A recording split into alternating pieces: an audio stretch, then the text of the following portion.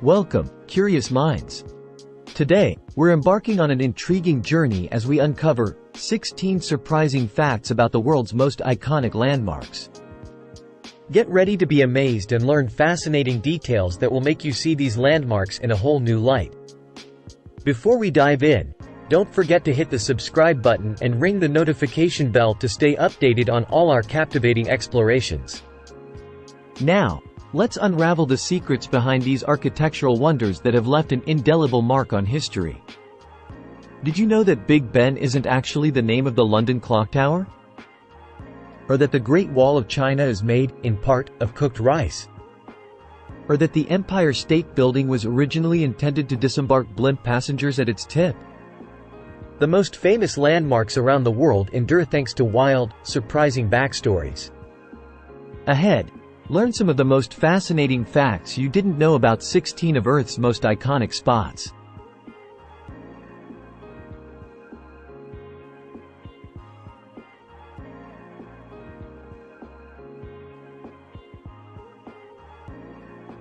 Christ the Redeemer, Rio de Janeiro, Brazil.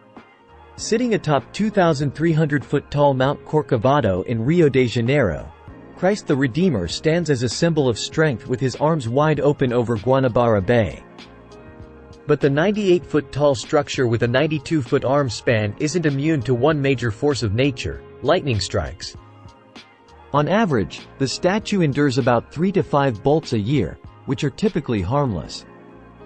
But in 2014, a direct strike broke off a piece of the Redeemer's right thumb and damaged its head during one of Brazil's most terrifying electrical storms, in which 1,109 bolts were recorded in just 3 hours. During the repairs, more lightning rods were placed to prevent future damage.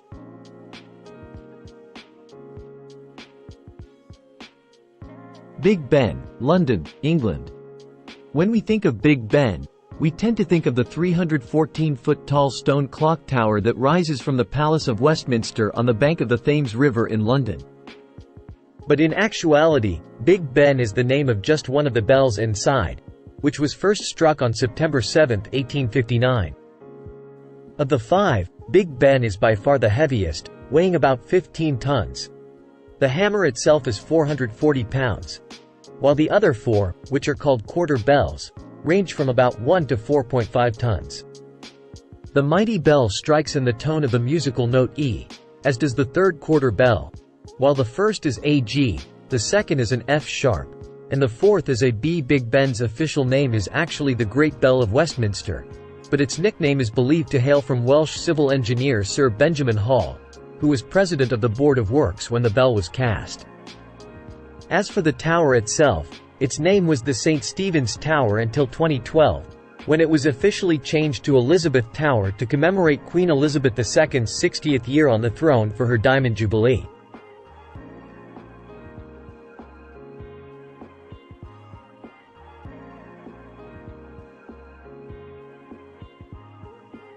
Eiffel Tower, Paris, France. Many people assume the Eiffel Tower is made of black iron, but the Paris landmark is actually brown, a shade called marron glacé, to be exact. Marron glacé translates to candied chestnuts in French, and the color was named after the nutty brown hue of the French treat.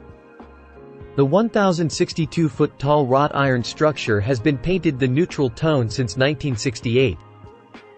But that wasn't its original color.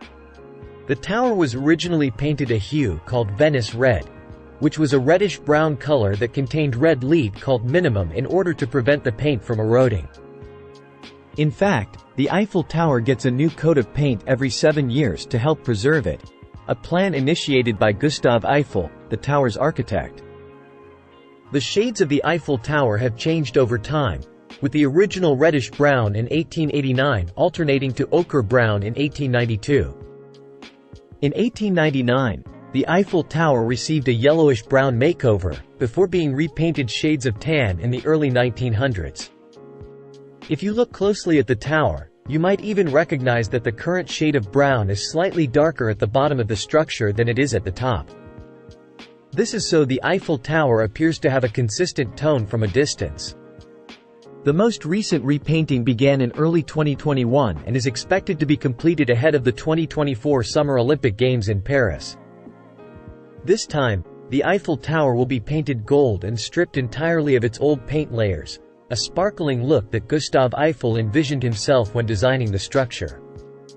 The golden Eiffel Tower was intended to echo the many golden limestone buildings throughout Paris.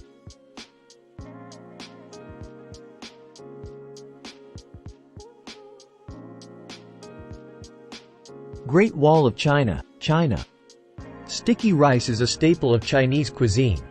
Yet when scientists at Zhejiang University were researching what was in the mortar used to build the Great Wall of China, they were surprised to find the cooked grain among the limestone and water mixture. As it turns out, those who built the series of walls across 13,000 miles. That's right, the Great Wall isn't actually one contiguous wall. Over the course of 2,000 years, found that the sticky rice and limestone mortar combination gave the paste more stability and a stronger hold, a formula invented during the Ming Dynasty. Though that seemingly tall tale turned out to be true, another popular myth, the fact that you can see the Great Wall from space, doesn't stand on such solid ground. Astronauts have said that from that great of a distance, the wall supposedly blends into its surroundings. The lighting also has to be just right for the wall to be seen.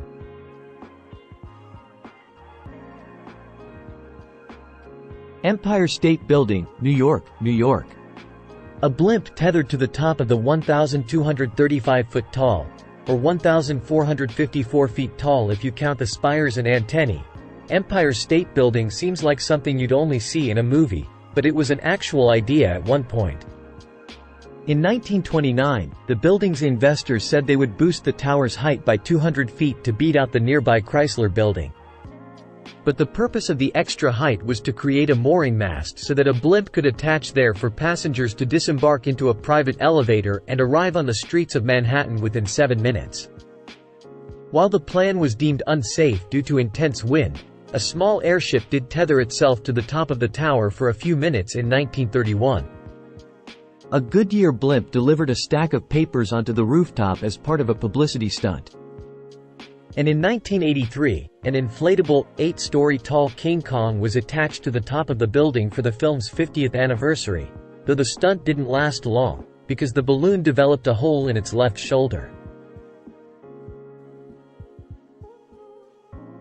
Golden Gate Bridge, San Francisco, California. Did you know that the fog in the San Francisco Bay played a major part in the design and purpose of the Golden Gate Bridge? For starters, the bridge's official color, known as International Orange, was selected for its ability to stand out among the thick clouds. But another major purpose of the bridge is to help direct the fog as it passes up and over the structure. Foghorns have also been mounted on the Golden Gate since it opened in 1937, and are located in the center of the bridge and on the southern end at the Tower Pier. And the foghorns are usually blasting, often for an average of 2.5 hours a day. In March, the foghorns only sound for half an hour, but the foghorns can sound for more than 5 hours, and in extreme cases, for days on end, in summer, when the fog is particularly dense.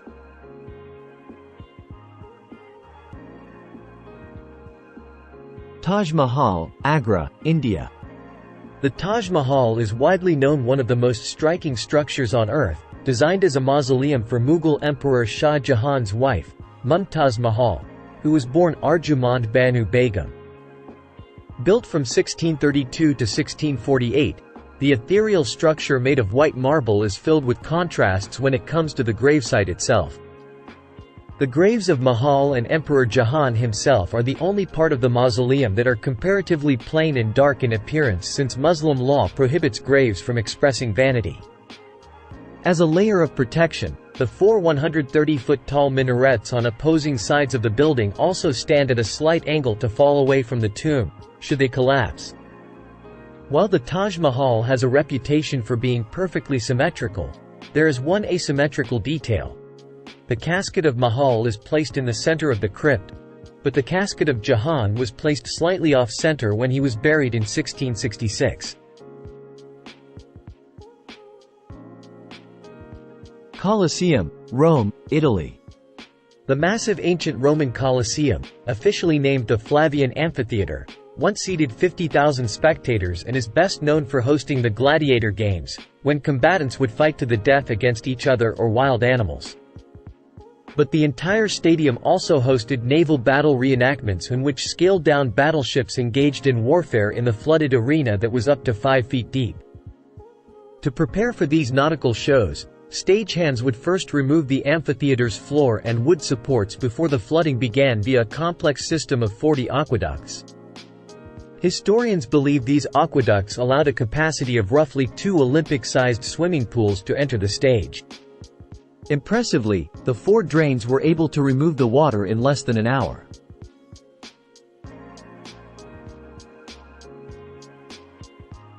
Leaning Tower of Pisa, Pisa, Italy. Built over 800 years ago, the Wayward Tower, located about 90 minutes east of Florence, is losing its famed tilt. In 2018, it was reported that the Leaning Tower of Pisa was standing roughly 1.5 inches straighter than it had been for over the past 17 years. The newfound stature has been a long but careful process employed by a preservation team working to ensure that the 185-foot-tall white marble structure, which was designed as a bell tower for the city's cathedral complex, doesn't topple over. Before the preservation team began working on the structure, the tower was a whopping 13 feet off-center, which is equivalent to a 6-degree tilt. Experts now believe that the Leaning Tower will be able to last another 200 years.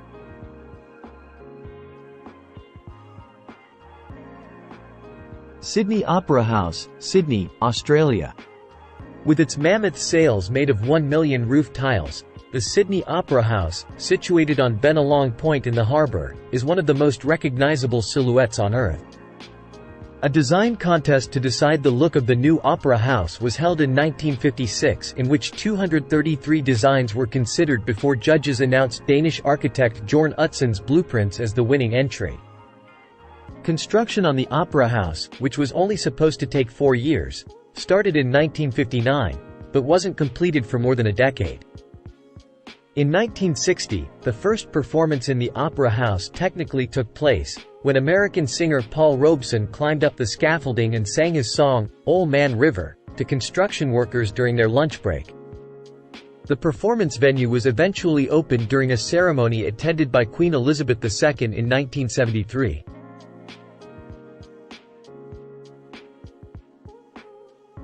Gateway Arch, St. Louis, Missouri, U.S. At a glance, St. Louis's trademark 630-foot-tall Gateway Arch is a structure of simplicity, a singular arch rising above the banks of the Mississippi River. However, its construction was a feat of architectural mastery, where precision, down to 1/64th of an inch, mattered.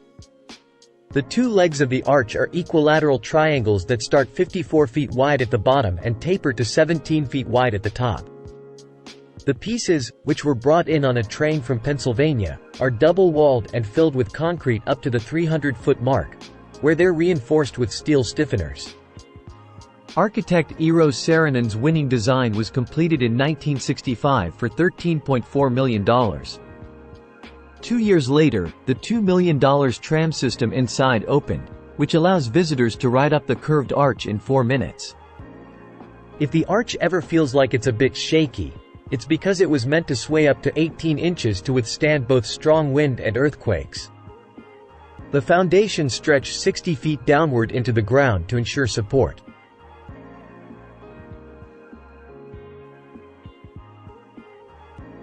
Washington Monument, Washington, D.C.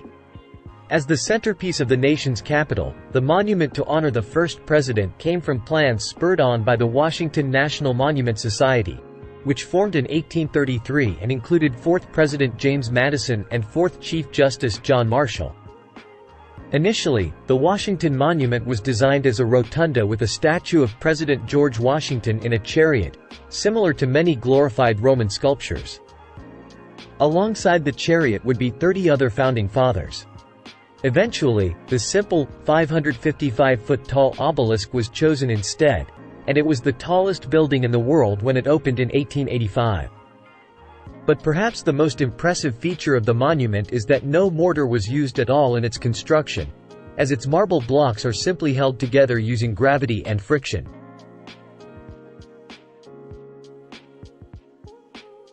Space Needle, Seattle, Washington, U.S.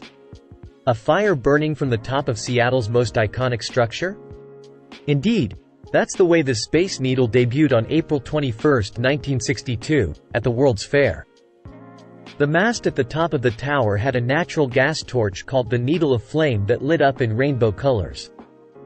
The Space Needle cast a blaze that was 40 to 50 feet tall and operated as a clock that turned every 15 minutes. However, the torch wasn't very energy efficient since the fuel used to power the flame could heat 125 homes.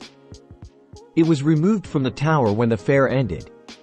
In addition to its fiery debut, the Space Needle also had a rainbow appearance, featuring an astronaut white tower, orbital olive core, re-entry red halo, and galaxy gold top, which had more of an orange sheen to it.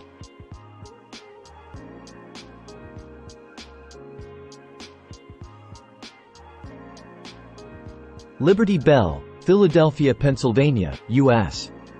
While the Liberty Bell is known for its famous crack, the story behind the bell's damage is unknown, though theories abound. Once known as the State House Bell when it was located in the Pennsylvania State House, the London import, which was ordered in 1751, cracked the first time it was rung. Metalworkers John Pass and John Stowe then melted the iron in Philly, before it was recast and put to use. But by the 1840s, the crack started forming, believed to be from usage. In an attempt to fix it ahead of Washington's birthday in 1846, the repair went wayward as a second crack appeared. While the story seems likely, the true explanation of how the crack came to be is a mystery. The bell's damage means that no one alive today has ever heard it ring.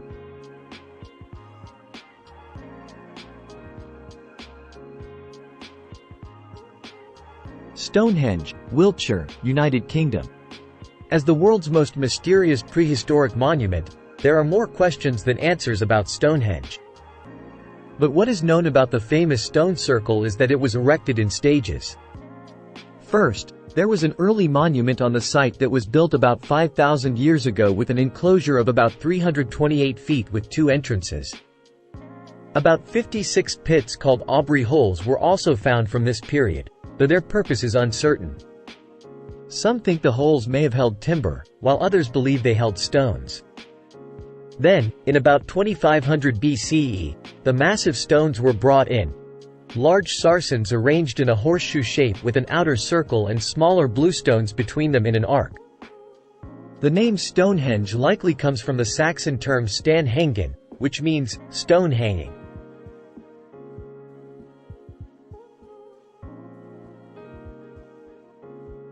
Mount Rushmore, Keystone, South Dakota.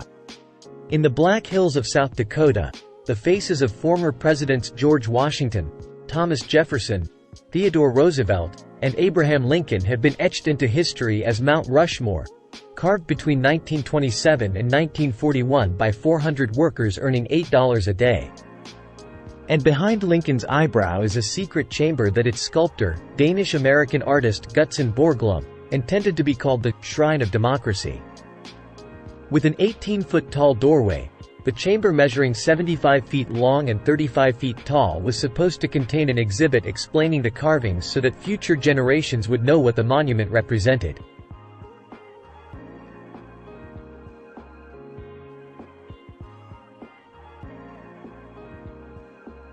So there you have it. Thanks for exploring the wonders of iconic landmarks with us. If you enjoyed these surprising facts, don't forget to like, share, and subscribe to Curious Young Minds for more fascinating content. Click on the playlist for more mind-blowing discoveries. Until next time, keep exploring and stay curious.